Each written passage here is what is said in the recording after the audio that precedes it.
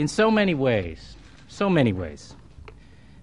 the interests of the Commonwealth have never been more vital or more at stake in the Congress today. In January, the people of the Commonwealth will have an opportunity to go to the polls and elect their next United States Senator to fill the vacancy created by the loss of Senator Kennedy in August. Between now and then, the vital interests of the people of the Commonwealth will come before the Congress for debate and for voting. Those interests include economic and job creation bills, education and transportation funding, financial regulations, climate change legislation, and a host of others. In all these and other ways, Congress is debating our future right now. Then, of course, there is health care reform, where Senator Kennedy courageously argued that health care should be a right, not a privilege, and on which President Obama and the Congress have committed to act this fall. John Kerry has been a strong and important advocate for all of us in the United States Senate on these and so many other issues. We value his service and his partnership.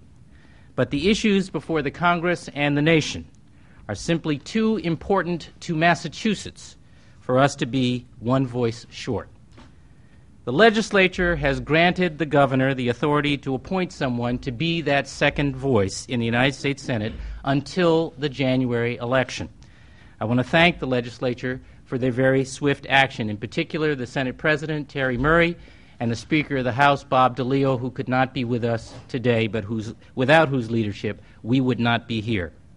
I acknowledge that for some in the legislature this was a difficult vote, but I appreciate the members and the many, many citizens who saw the greater good and supported this outcome. I signed that legislation this morning, and I sent a letter to the Secretary of State giving it immediate effect. In keeping with the sense of urgency that the interests of Massachusetts demand, I have prepared to make a prompt appointment, and I am pleased to appoint Paul Kirk as the interim United States Senator from Massachusetts.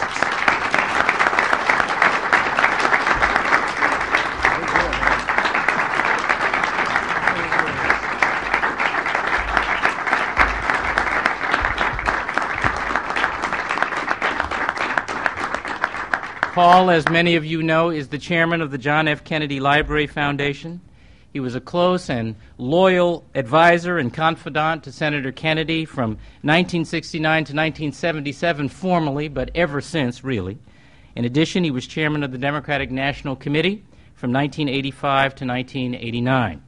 He is a distinguished lawyer, volunteer, and citizen, and he shares the sense of service that so distinguished Senator Ted Kennedy. Paul will not seek the open seat in the special election that's coming up in January. But for the next few months, he will carry on the work and the focus of Senator Kennedy, mindful of his mission and his values and his love of Massachusetts. I know I join so many other citizens in thanking Paul for his willingness to serve. And now, ladies and gentlemen, it's my great pleasure and honor to bring to the podium the interim Senator of Massachusetts, Paul Kirk. Congratulations.